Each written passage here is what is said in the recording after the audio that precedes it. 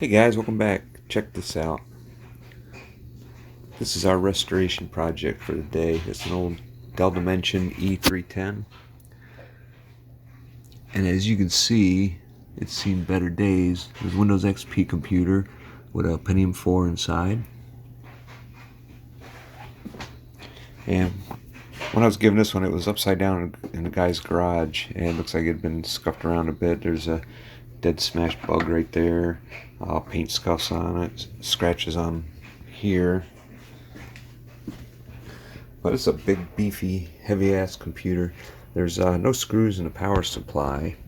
And it's all plugged in. Now I have no keyboard or mouse up to it, but as you can see, it does work. So we're going to open it up and take a look and see what's on the inside of this thing here.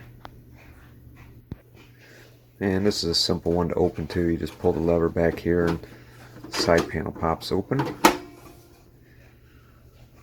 And we just pop it right off. Get it out of the way.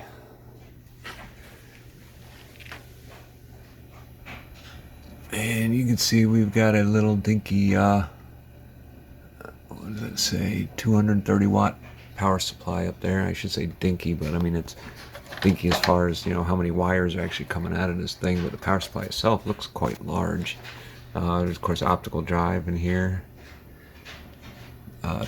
2 sticks of RAM in there. We got our big ass heat sink on top of the Pentium 4, and of course the fan would be under here, and just a couple PCI slots. There's really not much to this at all, and our hard drive is over here, and fortunately it does have SATA, so that's a good thing. So what I'm going to do is I'm going to shut it down, and we'll just start taking this thing apart so that we can get everything cleaned on it, and see if we can bring this thing back to some sort of life. Alright, and as you can tell, this thing needs a thorough cleaning. I mean, if you look down in here, I mean, you can see the amount of dust that's built up in there, and it actually looks like, you know, smoke-filled dust. I mean, it may not be, but that's just what it has, that color of the nicotine and the dust. So anyways, I'm going to go through and we'll start pulling like the power supply and everything out. We'll get everything out of here so we can get everything nice and clean, and take a quick look at the capacitors. I mean, I just had a compact that I was going to take apart. It worked. I was going to take that apart and clean it, but I ended up abandoning that because it had a bunch of like bulging capacitors on the motherboard, and it really wasn't worth the effort to fix it. So that's up on the parts shelf for now. So let's hope this one's in better shape.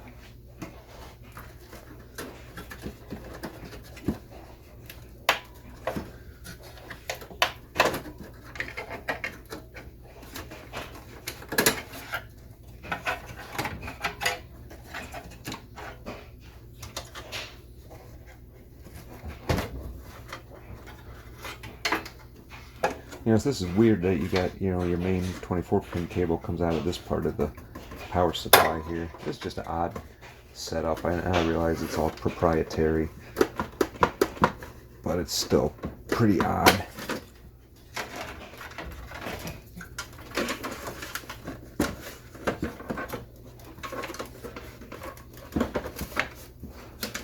I can't get to this tab. There we go.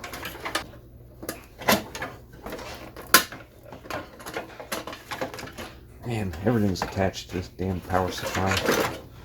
Alright, so there's that. On to the next thing. I think I'm going to pull out all these cables now, and then we'll take this. Alright, let me get this out of the way first, since this thing's so freaking big.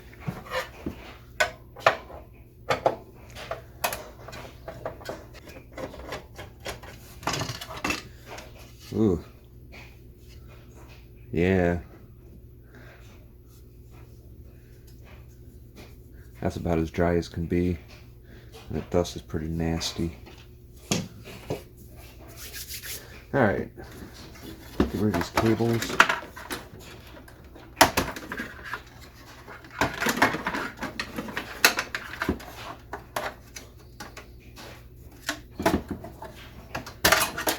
And the modem.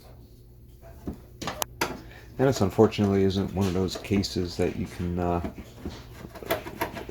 put just a just replace the motherboard in it, because this is their BTX style motherboard. It's actually backwards for most motherboards.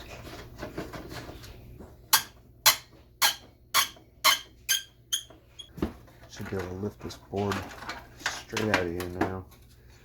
As you can see, it's kind of grungy, so it's going to need some good cleaning. But looking at the capacitors on this board, they all appear to be good, so that's a good thing. Time for a little more disassembly here.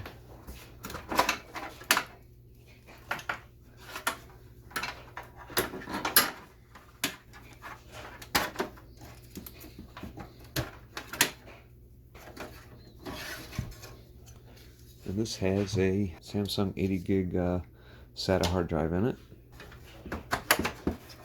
Alright, there we go. And that's one hell of a fan. And these things got, I mean, they got quite a bit of RPM. Alright, so let's get the rest of this disassembled here. And on the front, I believe, just slide this down, and if you watch these tabs, these are the tabs right here that hold this front bezel on. And also the drive, so the drive can't go anywhere, your optical drive. Push this down, you watch these tabs. See how they kind of pop out? And we can swing this open. And look, it even comes with a bunch of extra screws for mounting extra drives. That's kind of cool. And now we should be able to pop our optical drive right out of there.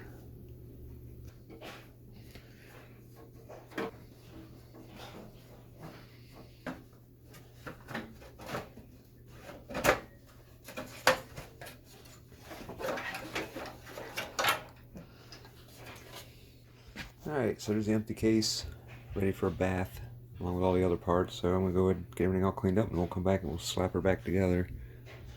Alright, check it out. We have some nice clean parts to go back in here. Case is nice and clean now.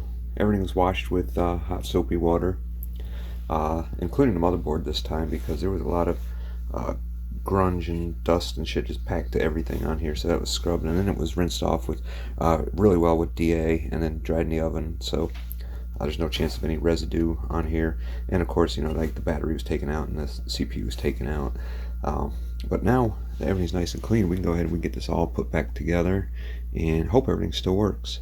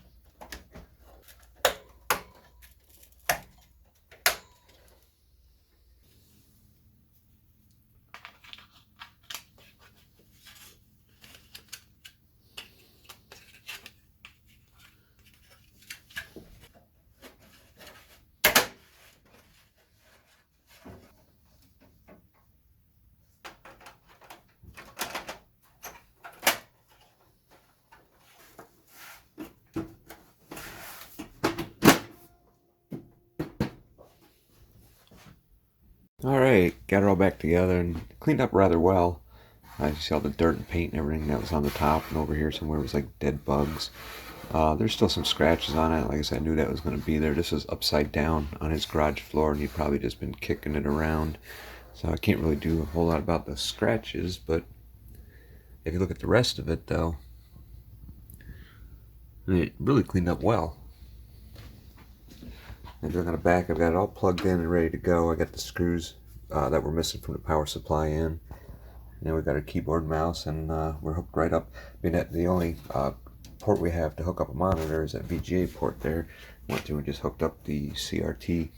So let's go ahead and see. I mean, it's probably a little premature putting this door on because, you know, things don't always work. And I believe on this F2 is the setup because we have no we pulled the battery out, so we'll have to set the time and everything. Okay, yeah, entering setup. Well, it fired up. I mean, we got a picture on the screen, so that's good. We're in setup now. Here's our Pentium 4, 3.06 gigahertz. Alright. Date and time. April 4th, 2006. Nope, it is. What is it actually? May, June, July, January, February, March, right? March, nope. March 6th, 7th? Let's see. 7th, 2020. Yeah, I'm all screwed up on a date. Yep, Saturday, March 7th. Okay. And the time.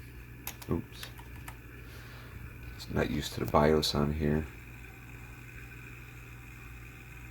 I have no idea what time it is. Give me 1 second. Okay, just had to look on my phone here. It's actually 1:01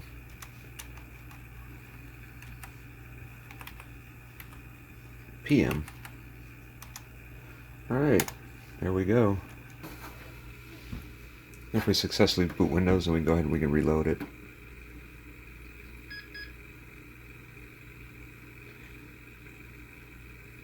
Alright, you know what?